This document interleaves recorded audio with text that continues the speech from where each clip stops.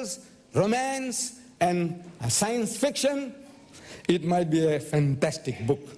But when you attribute these things to God, it becomes shameful and blasphemous. That is all what we are saying. That God does not write or speak these things and these words.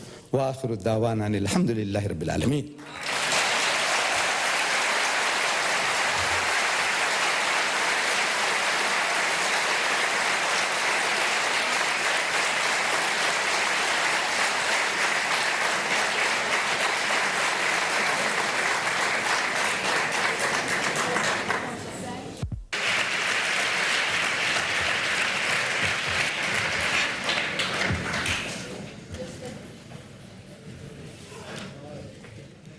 Give it back to her. Yes. I just would have to say that also Mr. Sjoberg would be allowed to have 5 minutes of introduction and then 60 minutes of speech. Well, let me say this was, I believe, my 5th volume of the Quran. And I have discovered that the Quran has different kind of translations, following exactly the same principle as when the Bible has been translated. I can prove that reading from this one that was translated by Abdullah Yusuf Ali, and reading from this one that we bought in Lahore, Pakistan, translated by Mulana Muhammad Ali. And there are different idiomatic expressions in both these different editions. Quite easy to understand. Now, it's a great privilege to have this opportunity to talk to you. And I like the friendly attitude of Mr. Ahmed Deedat. And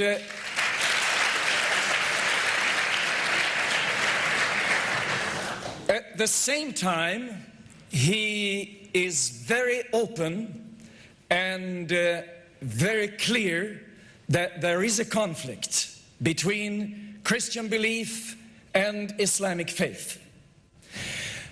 Now, as an introduction, I want to tell you, my sisters and brothers, and I really mean what I say, I do believe that we are all God's family, and that we must respect each other, because Muslims and Christians have so much together. Abraham, Moses, Elijah, and even Jesus. And before going further, I also must say that I am a spokesman for religious freedom.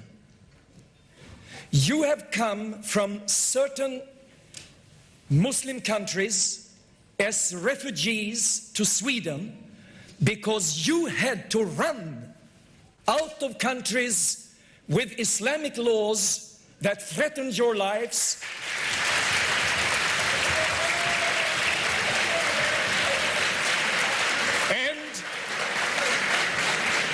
And now you have come to a country where we believe in the pluralistic society.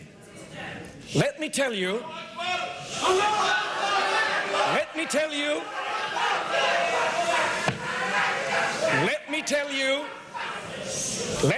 you that, now listen to this, listen to this.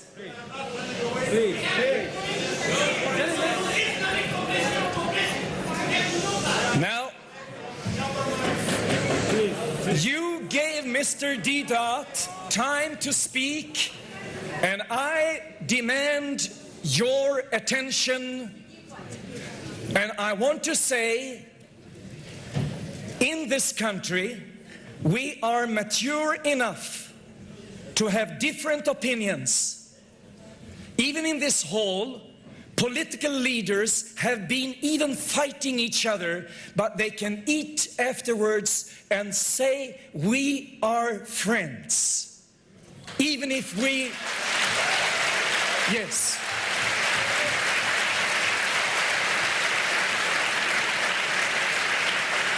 And I also want to tell you, when I have been asked if Muslims should be able to build their mosques in Sweden, I have in various newspapers, and as I have been interviewed in the radio, I have said, I believe that Muslims must be able to build their mosques in Sweden.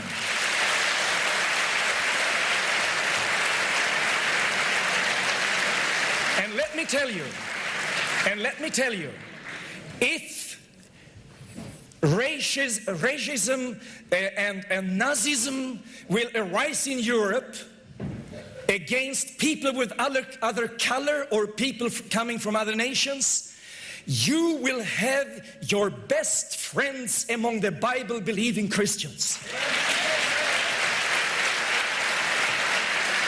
And as an introduction, I want to tell you, I have had Muslims who have come to my office and they were just to be kicked out of Sweden. The police, the government, the prime minister gave them their final word. They had to go.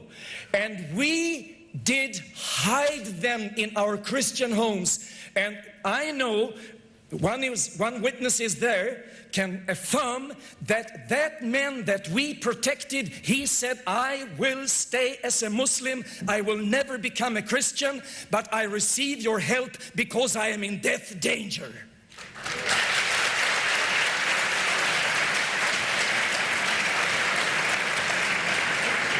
Now, tonight we'll have a very tough discussion because I'm going to be very open and frank. And I believe that you are so mature that you can listen and let Mr. Deedat give the answer.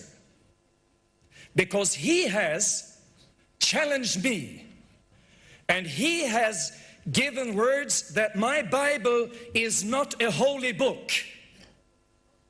He has said that this Bible is not worth believing. And I have been sitting here silently listening.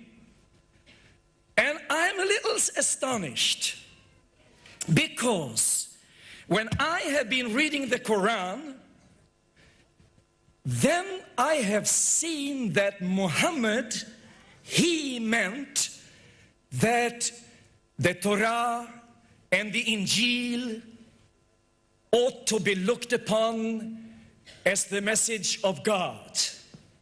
Why do you criticize the Torah and the Injil if the Quran tells you to believe it?